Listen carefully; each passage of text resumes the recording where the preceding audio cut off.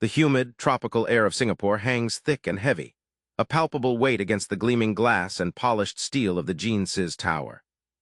Inside, in the sterile, chilled heart of the Biotech facility, the air is a different creature altogether, dry, scentless, and humming with the latent power of 1,000 focused machines. In the central observation chamber, a room of shadows and light, Dr.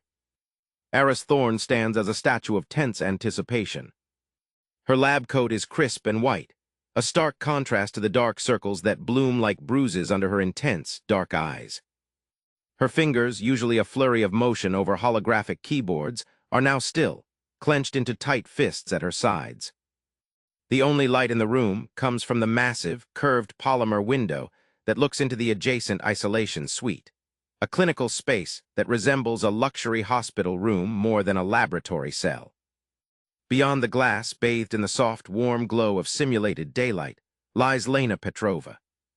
Her body is outlined by the crisp white sheets of the medical bed, sensors clinging to her skin like metallic leeches, their thin wires snaking away to consoles that flicker with streams of emerald and sapphire data.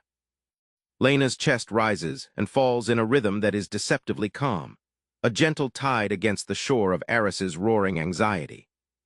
Aris's gaze is locked on the real-time neural feed displayed as a shimmering, three-dimensional constellation of light in the air before her. It shows brain activity far beyond baseline human parameters, a silent, electric storm of cognition happening behind Lena's closed eyelids. This is it. The culmination of 6 years of clandestine research, of stolen genetic codes, of nights spent in this very room fueled by black coffee, and an obsession that bordered on religious fervor. The Prometheus Gene vector has been administered. The countdown to activation is measured in heartbeats. Vitals are holding steady at 150% of baseline. A voice murmurs from the darkness beside her.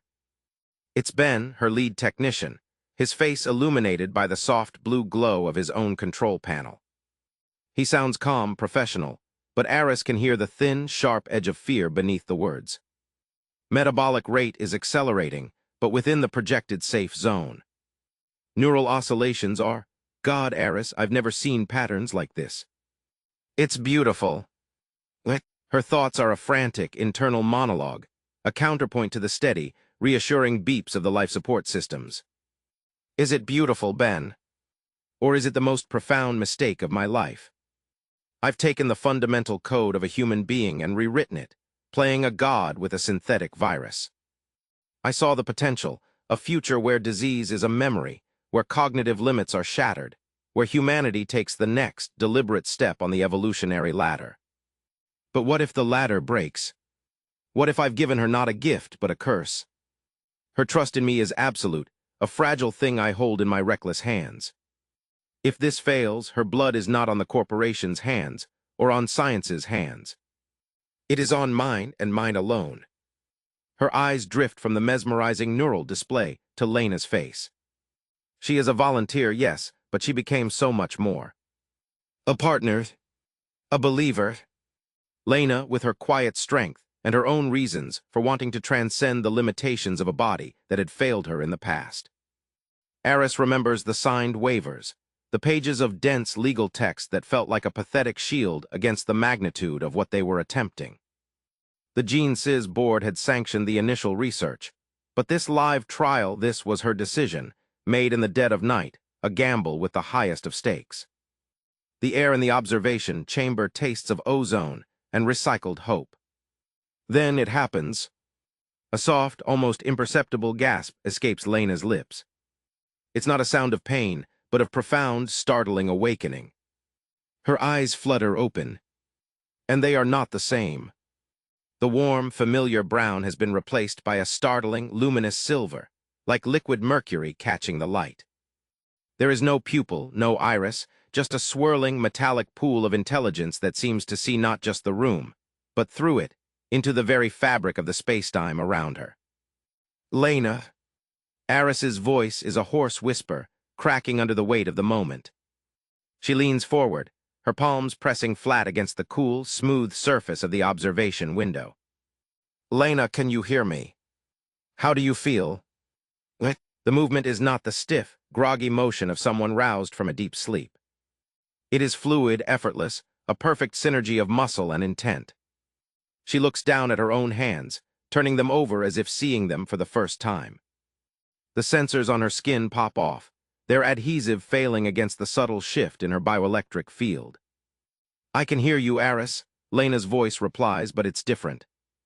It's layered, resonant, as if multiple voices are speaking in perfect, harmonious unison. It fills the room, bypassing the speakers and seeming to vibrate directly in their minds. I can hear the hum of the fluorescent lights above us. I can hear the blood moving through Ben's capillaries from here. I can feel the rotation of the planet. She looks up and her silver gaze meets Aris' through the polymer glass. It is not a human gaze. It is ancient, knowing, and terrifying. It's so loud. And so beautiful. This is beyond the projections. The cognitive enhancements, the physical perfections, they were the goal. But this sensory overload, this perception of cosmic constants, it was a variable they hadn't even considered. "The stabilization protocols are holding," she says, more to herself than to anyone else. "The gene expression is following the primary pathway. The changes are integrating." She stands, her posture radiating a newfound, unshakable confidence. She takes a step toward the window, and then another, her movements a study in predatory grace. She stops just inches from the glass, peering into the dark observation chamber. Her silver eyes seem to pin Aris in place. "You were afraid," Lena states, her head tilting. "Your heart rate spiked 47 seconds ago. Your cortisol levels are elevated. You look at me and you see something other.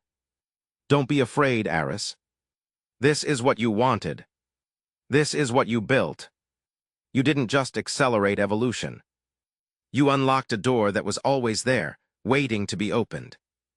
She raises a hand and places her palm flat against the glass, mirroring Aris's own position from moments before. "I can see the strands of my own DNA, Aris. I can see the Prometheus vector, a golden thread woven through the helix. It's singing." Red light strobes, washing over the room in frantic, bloody pulses. Ben jerks back from his console as if electrocuted. "Containment breach." He shouts, his voice barely audible over the siren. "In the air filtration system. The primary filters in Suite 1 have been compromised. I'm reading aerosolized viral particles in the exhaust stream." Her head whips from Ben's panicked face back to the window. Lena is still there, her hand on the glass, her expression one of calm, unnerving understanding. "What have you done?" Aris breathes, the words a ghost of sound. "It doesn't want to be contained, Aris," Lena replies, her layered voice cutting through the blaring alarm with an impossible clarity. "Life abhors a vacuum. Evolution seeks a medium. The air, it is the perfect medium. It's a nightmare made real. The facility's air is cycled, scrubbed, and then released through vents on the roof, high above the bustling, neon-drenched streets of Singapore. Her creation, the Prometheus Gene, is no longer contained in a single subject. It's airborne. It's contagious. It's riding the warm, humid Singaporean breeze, a silent, invisible rain of potential and peril descending upon a city of 6 million unsuspecting souls. She watches, helpless, as the system schematic shows the contaminated air being purged from the building. A small, blinking icon represents the viral load as it exits the vent and is caught by the wind, dissipating, spreading, becoming one with the atmosphere. Down below, the city lives and breathes, its lights twinkling like a field of indifferent stars.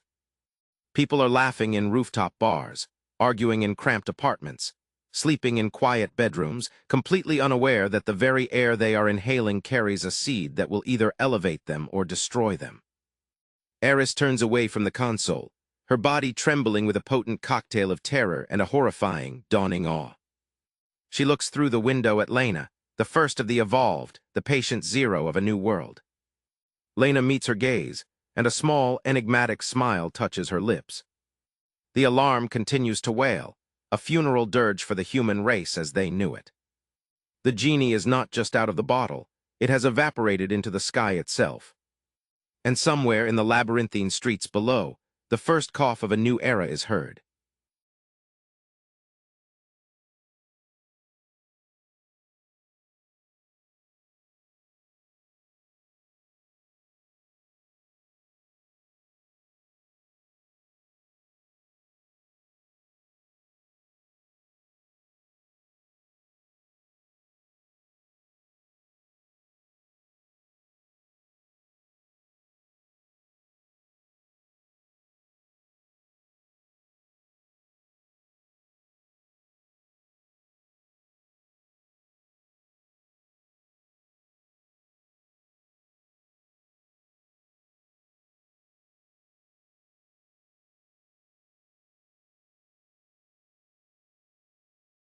The airlock door slides open with a soft, pressurized hiss, a sound that seems to suck all other noise from the observation chamber, leaving behind a void of tense anticipation. A wave of air, warm and carrying a strange, electric scent, like ozone after a lightning strike mixed with the faint, sweet aroma of blooming orchids, washes over Aris. It is the atmosphere of the isolation suite, the very breath of the new world, and it feels alien against her skin. She steps across the threshold, the polished floor of the suite feeling different beneath her feet, more resonant, as if the entire room is a single, living membrane. The door seals shut behind her with a definitive, heavy thud, locking her in. The sterile chill of the observation chamber is gone, replaced by a humid, vibrant warmth that seems to pulse in time with the faint, golden light emanating from the cartridge in her hand. Lena stands in the center of the room, no longer a subject behind glass but a towering, palpable presence.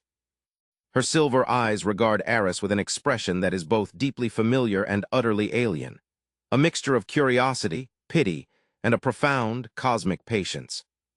Up close, Aris can see that the silver in her eyes isn't a flat color, but a swirling, liquid galaxy of microscopic, reflective particles, each one seeming to capture and refract the room's light into 1,000 different spectra. "You brought the song," Lena says, her layered voice no longer needing to bypass speakers.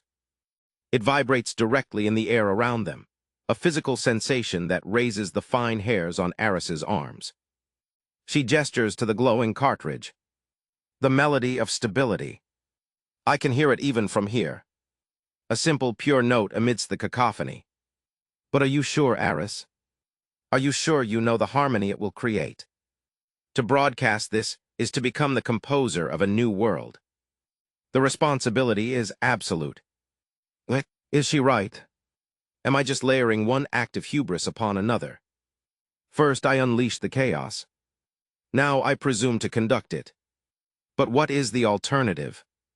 To stand by and let the colonel's fire purify the canvas. I am a scientist. I observe, I hypothesize, I intervene. That is my nature. That is the only tool I have. I'm not sure of anything, Lena, she admits, her voice barely a whisper raw with honesty. I am operating on a hypothesis built on a catastrophe. But the alternative is annihilation. I have to believe that guided evolution is preferable to no evolution at all. I have to believe that a conscious, deliberate symbiosis is better than a chaotic, violent strain. Your body is the only amplifier powerful enough.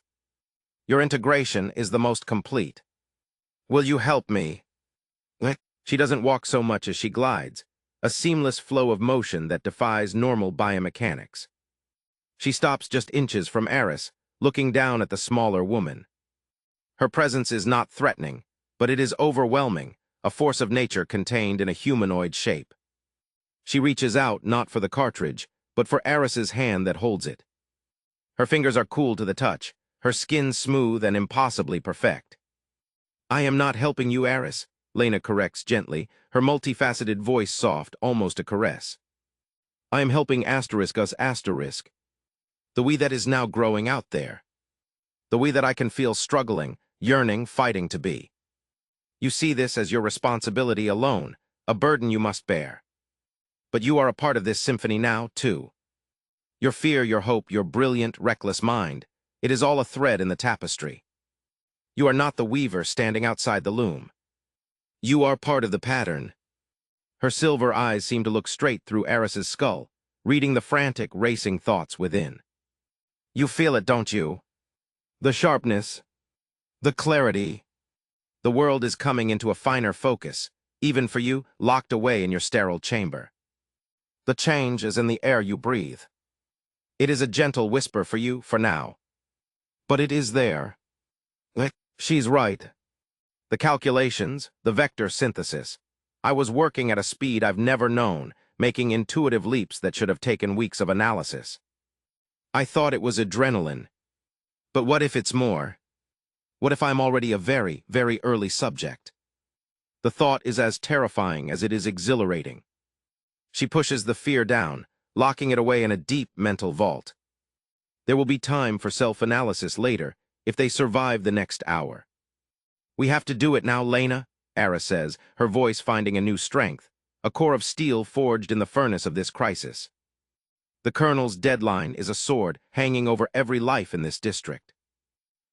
She releases Aris's hand and turns, presenting her back. Without a word, she pulls aside the simple medical gown she wears, revealing the smooth skin of her neck and upper spine. The C1 vertebra, she says. The nexus of the central nervous system. The signal will propagate from there, carried by my own neural impulses, amplified by the Prometheus vector woven into my every cell. It will be the most efficient broadcast point. She loads the glowing cartridge into a high-pressure injector, a device usually reserved for delivering gene therapy directly into the spinal column. The mechanism clicks into place with a cold, metallic finality. The tip of the injector gleams, a needle of polished silver poised to deliver a new destiny. She can hear her own heart hammering against her ribs, a frantic, primitive drumbeat in the profound silence of the suite. The air is so still, so heavy with potential, that she feels she could reach out and crush it in her fist. This is the moment. The point of no return. I am not just injecting a solution. I am implanting an idea, a command, into the most advanced biological system on the planet. I am asking a chaotic, brilliant living process to trust my design. May whatever gods watch over reckless scientists have mercy on our souls. She takes a final, deep breath, the strangely scented air filling her lungs. This will likely be intense, she warns Lena. All birth is intense, Aris, Lena replies, her voice already taking on a distant, resonant quality, as if she is preparing to channel a great and powerful force. Do it. She depresses the trigger. There is a soft, pneumatic hiss, a sound of immense pressure being released in a controlled, precise burst. The golden liquid vanishes from the cartridge, delivered directly into Lena's cerebrospinal fluid.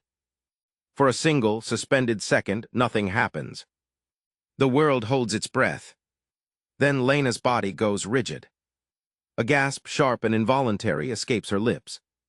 Her back arches violently, her head snapping back as if pulled by an invisible wire. Her silver eyes fly wide open, and they are no longer just reflective. They are now incandescent, blazing with a pure, white-gold light that floods the room, bleaching all color from the walls, the floor, from Aris's own terrified face. The light does not emanate from her eyes alone. It seems to be leaking from her very pores, outlining her body in a fierce, holy aura. The strange, electric scent in the air intensifies, becoming sharp, acrid, like the smell of the world moments before a thunderstorm breaks. A low hum begins to build, starting as a vibration deep within Lena's chest, a subaudible thrum that Aris feels in her teeth and bones. It grows in volume and pitch, rising swiftly from a hum to a resonant chord, a sound of such profound complexity and power that it seems to shake the foundations of the Gene-Sys tower itself. The polymer window of the observation chamber, designed to withstand immense pressure, begins to vibrate in its frame, emitting a high-pitched, dangerous whine. Inside the chamber, Ben stumbles back from his console, his hands flying to his ears, his face a rictus of pain and awe as the sound penetrates the soundproofed barrier. Lena's feet leave the floor. She hovers, suspended in the center of the room, a cruciform figure blazing with impossible energy, her hair floating around her head as if she is submerged in water. The sound emanating from her is no longer just a sound. It is a physical wave of energy, a visible distortion in the air that pulses outwards from her body in concentric, shimmering rings. They pass through the walls, through the floor, through the very structure of the building, radiating out into the city. Aris is forced to her knees, the pressure of the broadcast crushing the air from her lungs. She shields her eyes with her arm, squinting through the blinding radiance at the being she has created. It's working. My God, it's actually working. She is the beacon. She is broadcasting the signal. Through the roaring in her ears and the overwhelming sensory overload, a wild, desperate hope begins to bloom in her chest. Outside, in the quarantined streets of Singapore, the chaotic symphony of change is interrupted. The monstrous roars, the ecstatic laughter, the shattering glass, the panicked screams, they all falter as if a conductor has slammed a baton on a stand. The man with the chitinous armor, who was moments ago pounding his plated fists against a military barricade, freezes. The bony protrusions on his back seem to soften, their jagged edges smoothing out, their purpose shifting from pure defense to something more integrated, more balanced. The woman with the wings, who is circling a skyscraper in a panic, suddenly slows, her flight stabilizing, the frantic beating of her new limbs calming into a graceful, controlled glide. All across the district, the violent, discordant mutations begin to slow, to still, as if listening to a new, calming voice whispering directly into their DNA. The collective dissonance that Lena described begins to ebb, replaced by a tentative, emerging harmony. Inside the suite, the light radiating from Lena begins to dim from its blinding white gold to a softer, more sustainable amber. The deafening hum recedes back to a resonant chord, then to a quiet, pervasive thrum that seems to be embedded in the fabric of reality itself. She slowly lowers back to the floor, her bare feet making no sound as they touch the polished surface. The incandescence in her eyes fades, leaving behind the familiar, though now even deeper, swirling silver. She looks down at her hands, then at Aris, who is still on her knees, panting, her body trembling with spent adrenaline and overwhelming relief. "It is done," Lena says, her voice once again her own, though still layered with that otherworldly resonance. The song of stability is now part of the chorus. The strain is easing. She wants to cry, to laugh, to collapse. They've done it. Against all.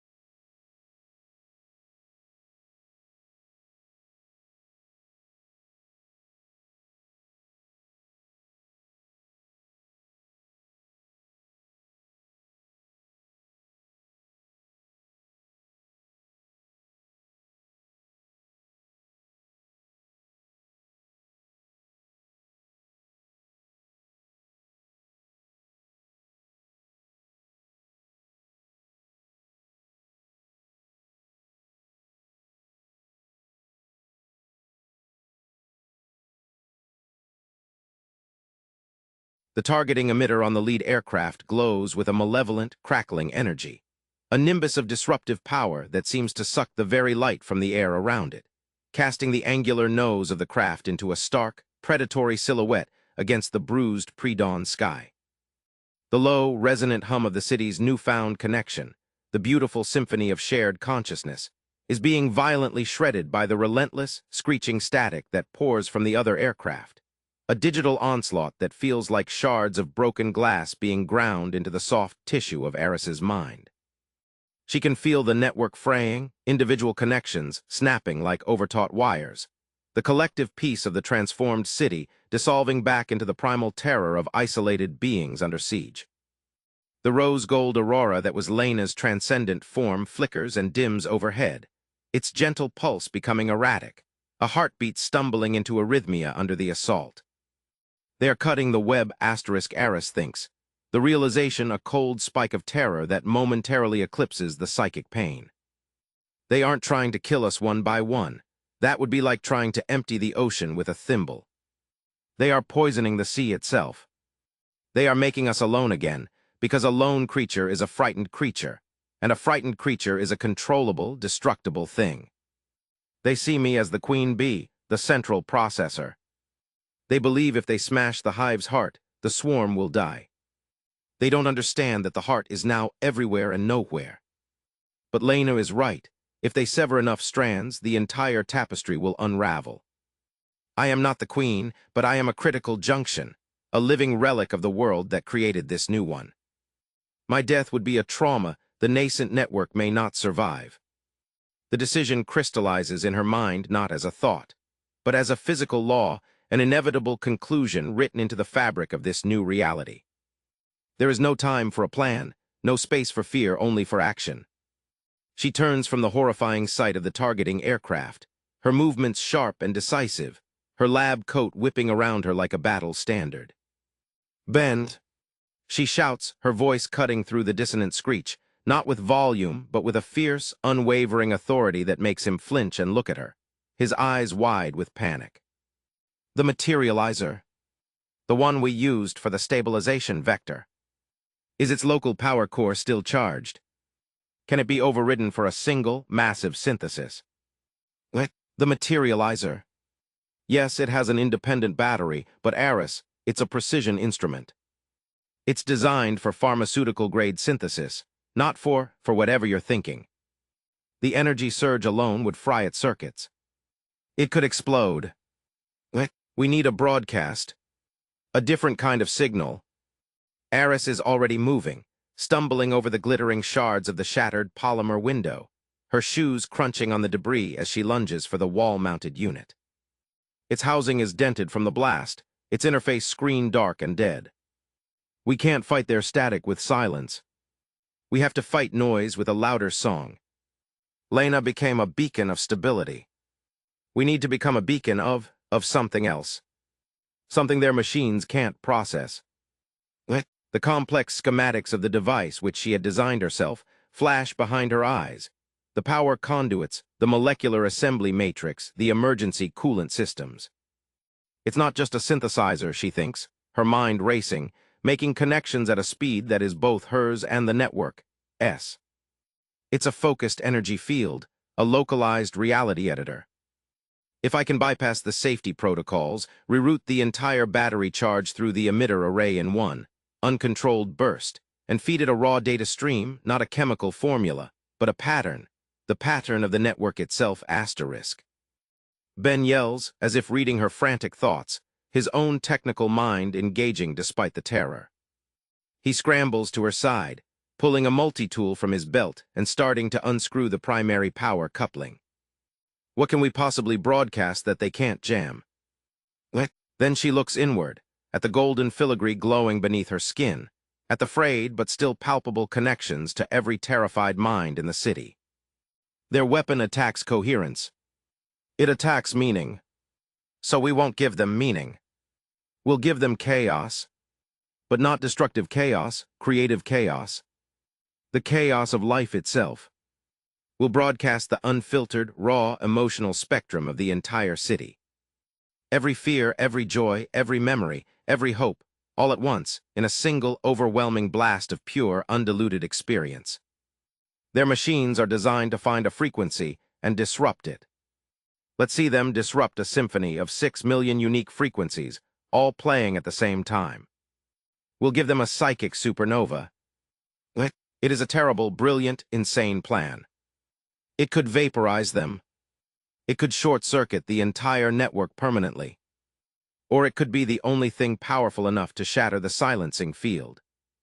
He nods, a grim, determined set to his jaw, and his hands fly over the internal components of the materializer, rerouting cables, bypassing fried circuits, preparing the machine for its own glorious, self-destructive sacrifice. Through the agonizing static, Lena's voice fights its way into Aris's mind, thin and strained, like a voice calling from the other side of a hurricane. Aris, the risk. The feedback could erase every connected mind. It could be a psychic shockwave that destroys what it means to save asterisk. Aris projects the thought back, her mental voice a raw scream against the storm. We have to trust the network. We have to trust that the connection is strong enough to handle the truth, all of it, at once. Help me. Give me the data stream. The raw feed of the city's soul. Then it comes. A torrent of pure information, a tsunami of consciousness that slams into Aris's mind with the force of a physical blow. It is not curated or gentle. It is everything. The searing, white-hot panic of a mother searching for her child in the rubble. The crushing grief of a man watching his business burn. The dizzying, ecstatic joy of the winged woman as she soars. The quiet, profound contentment of the moss man feeling the rain on his bark-like skin. The bitter, metallic tang of the soldier's fear. The cold, hard resolve of the approaching pilots. The ancient, whispering patience of the newly sentient city itself. It is an ocean of emotion, a universe of sensation, and it is going to tear her apart. Now bend. Now. Aris screams, her voice a ragged tear in her throat. She slams her palms flat against the exposed central core of the materializer, a glowing crystalline matrix that is now overheating, vibrating like a living thing in its death throes. She doesn't input a formula. She opens her mind and lets the torrent pour directly into the machine, using her own body, her own enhanced consciousness, as a living conduit. The materializer does not hum. It roars. A sound like a starship tearing itself apart fills the ruined suite. The device glows not with its usual soft azure, but with a blinding, chaotic, polychromatic storm of light, every color of the visible spectrum and some that are not, flashing and strobing in a frantic, insane rhythm. The air around it shimmers and boils, the very molecules agitated into a frenzy. The metal housing begins to blister and melt, dripping in glowing, molten tears onto the floor. Aris's body convulses, locked into the feedback loop, her back arching, her eyes rolling back in her head. She is a lightning rod for the soul of a city, and she is channeling it all into a machine never designed for such a purpose. Ben gives a final, decisive twist to a power conduit, connecting the overloading battery directly to the emitter array. Brace for... He starts to yell, but his words are lost. The materializer does not simply emit a signal. It detonates in a silent, concussive wave of pure information. There is no sound, no physical force, but the psychic shockwave that erupts from the Gene-Sys tower is a tangible, universe-rending event. The polychromatic light does not expand. It unfolds, a fractal bloom of impossible geometry and raw emotion that swallows the tower, the bay, the entire quarantine district in an instant. It hits the screeching static of the jamming signal not like a wave hitting a wall, but like a universe being born inside a sealed box. The static does not just cut out. It is consumed, its orderly, destructive frequency overwhelmed and assimilated by the glorious, chaotic, living noise of 6 million experiences happening simultaneously. The effect on the attacking aircraft is immediate and catastrophic. The lead craft, its emitter still charged and aimed, is struck by the psychic supernova. Its sophisticated targeting computers, designed to find and disrupt a coherent signal, are suddenly flooded with an infinite, unpredictable data stream. They do not crash, they short-circuit in a more profound way. Their navigation systems begin reciting love poetry in a dead language. Their weapon systems start calculating the existential despair of inanimate objects. The cockpit displays flash with the childhood memories of a baker on Orchard Road and the final thoughts of a dying pigeon. The pilots, isolated in their metal shells, are suddenly and violently connected to the emotional maelstrom, their minds unable to process the onslaught. The V-formation breaks apart as the aircraft veer off in random, uncontrolled directions, their flight paths becoming a spastic, chaotic dance against the dawn sky, completely and utterly neutralized. Down in the city, the result is equally extreme, but different. The silencing field is gone, shattered. The connection returns, but it is not the gentle hum from before. It is a roaring, triumphant, cacophonous symphony. The shared trauma, the shared victory, the sheer, overwhelming intensity of the broadcast has forged the connections between the evolved not into something gentler, but into something stronger, more resilient, more deeply real asterisk. They had experienced the totality of each other, the beautiful and the terrible, and they had not broken. They had endured. Aris collapses, the connection to the materializer severing as the device melts into a shapeless, smoking lump of slag. She lies on the glass-strewn floor, panting, every nerve ending in her body screaming, her mind a scorched landscape. Ben rushes to her side, his face a mask of soot and awe. "Aris, are you okay? We did it. I think we did it." She looks up through the shattered.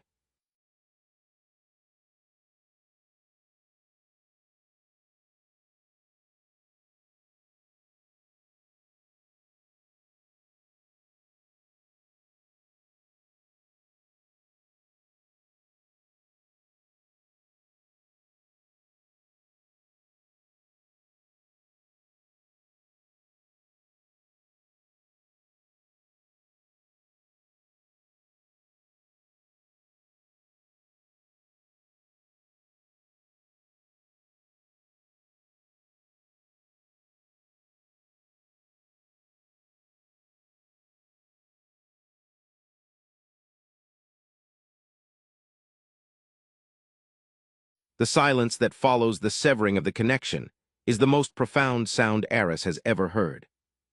It is not the mere absence of noise. It is an active, predatory void that rushes in to fill the space where a universe of shared thought once resided. It is a sensory deprivation chamber built around her soul.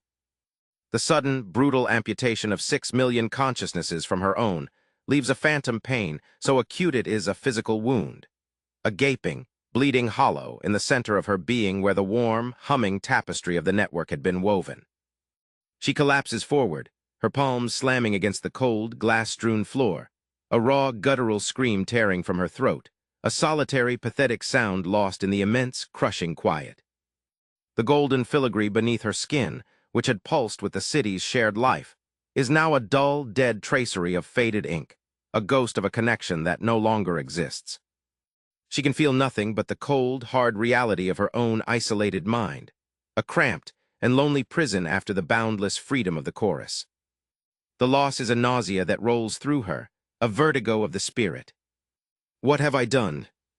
My God, what have I done? I haven't saved them. I have murdered the city's soul. I have taken the most beautiful thing I have ever witnessed, a living symphony of connection, and I have silenced it. I have made them alone again. I have become the scythe. Ben is beside her, his own face a mask of stunned, empty shock.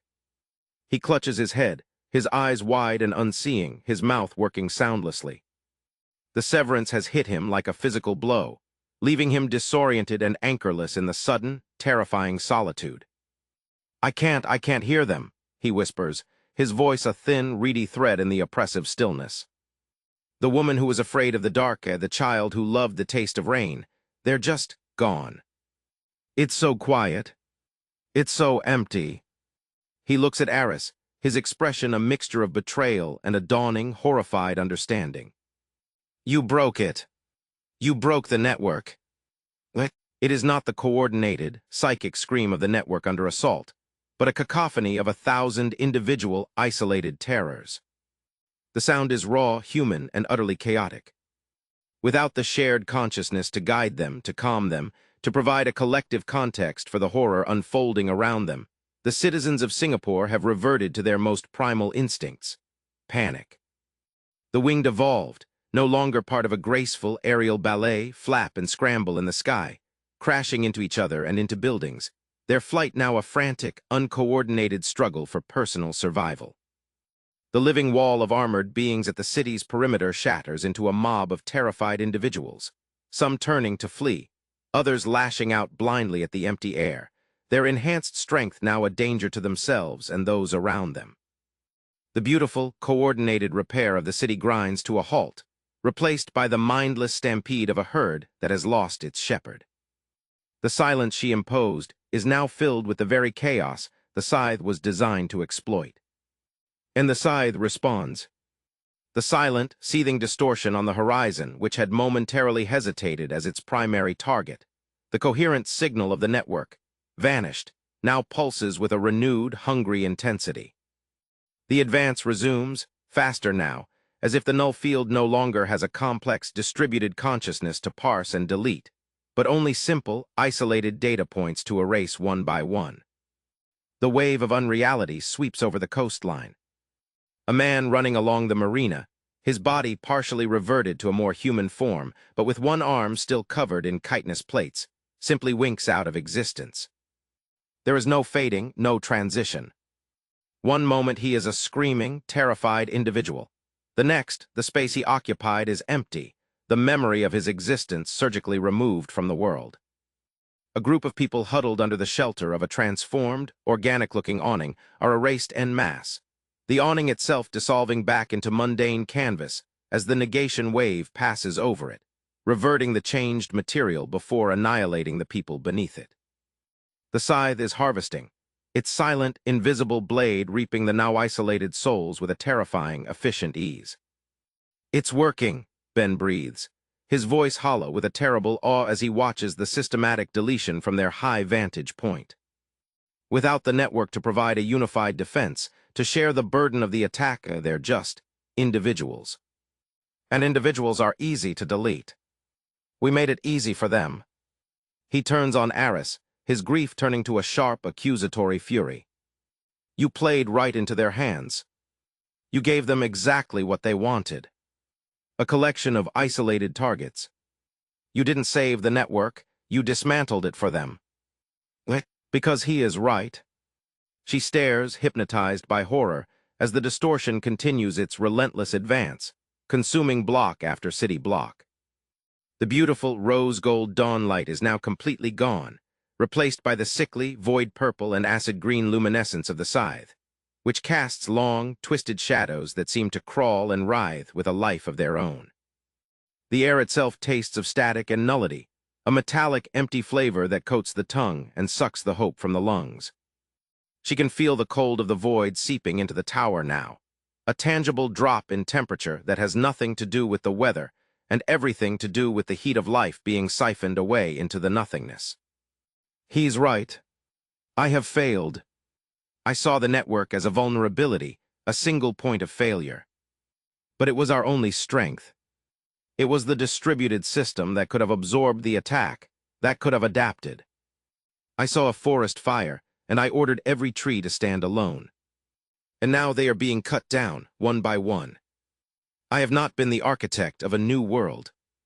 I have been its gravedigger. The creeping edge of the distortion reaches the base of the Gene-Sys tower. The building shudders, not from a physical impact, but from a fundamental violation of its place in reality. The polished steel and reinforced glass of the lower floors begin to lose their luster, their surfaces becoming dull, pitted, and aged in seconds, as if centuries of entropy are being applied in a single, cruel moment. The very light in the corridor outside the ruined suite flickers and dies, plunging the world into the eerie, colored gloom of the null field. The advance is slow, methodical, and utterly inexorable. It is not climbing the tower. It is simply redefining the tower's existence, floor by floor, and the people within it are part of that definition. They are being edited out of the story. Ben stumbles back from the broken edge, his eyes fixed on the crawling, silent annihilation working its way up the building's facade. "It's coming for us," he whispers, his bravado gone, replaced by the simple, naked terror of a man facing his own non-existence.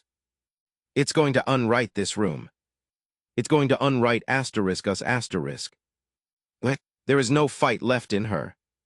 The plan, the desperate gamble, has failed catastrophically. The weight of her responsibility, of her hubris, of her ultimate failure, crushes her into the floor.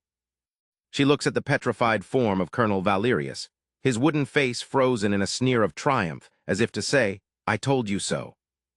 She looks at the smoldering ruin of the materializer, the tool of her last great mistake. She closes her eyes, waiting for the cold, silent touch of the void to claim her, to erase the memory of Aris Thorne from the universe. It is, she thinks, a fitting end for a god who failed her creation. But then a flicker, a sensation so faint, so fragile, she almost mistakes it for a memory. It is not a sound, not a thought. It is a pressure, a single tiny point of warmth against the immense, freezing cold of the null field. It feels like a lone ember glowing in the heart of a blizzard. Her eyes snap open. She looks down at the golden filigree on her wrist. It is no longer completely dead. One single, delicate line, no longer than a centimeter, is glowing with a weak, but stubborn, golden light. It is pulsing, a slow, steady, rhythmic beat, like a solitary, determined heartbeat. What? The thought is a spark in the darkness of her despair. The connection is severed. I felt it die. I gave the command. How can this be? The ember of light pulses again, and with it comes a whisper. Not the roaring torrent of the network, not the layered voice of Lena, but a single, clear, familiar voice, filled with a love so fierce and unwavering it makes her want to weep. You are not alone, Aris. It is Ben's voice. She whips her head around to look at him. He is still staring in terror at the approaching distortion, his back to her. He is not speaking. His lips are not moving. But the voice is his, and it is emanating from that single, glowing line on her wrist. The severance command, it couldn't break everything, the voice that is Ben's continues, the thought flowing directly into her mind, a private, intimate channel in the overwhelming silence. Some connections are too strong. Some bonds are woven from something older than your science, something more stubborn than a synthetic virus. You and I, we've been through too much. We built this nightmare together. We fought for this miracle together. You can't sever that with a thought. The network was a city. What we have, this is a foundation. Aris's mind, frozen in defeat, begins to thaw, to turn over this new, impossible data point. She looks from the glowing line on her wrist to Ben's terrified, yet solid form. He is the anchor. Not her. He is the one holding on, his singular human connection to her proving more resilient than the entire noospheric field. He is the ember and she is the tinder. Ben asterisk she projects back, tentatively pouring all her focus, all her remaining will into that single glowing filament of connection. Can you hear me? He flinches, his head turning slowly, his eyes wide with a new kind of shock. He looks at her and then down at his own arms. There on his wrist, in the exact same place, a matching line of golden light is glowing, pulsing in perfect sync with hers. His fear does not vanish, but it is joined by a wild, incredulous hope. Aris, he says aloud, his voice a trembling whisper. And then in her mind, clear as a bell, I can hear you. In that moment, a paradigm shatters and reassembles itself in Aris's understanding. The network wasn't the goal. It was a prototype. A beautiful, chaotic, sprawling first draft. Lena became the soul of a city, but she dissipated, she spread herself too thin. The scythe attacks large, coherent systems. But this, a pair bond,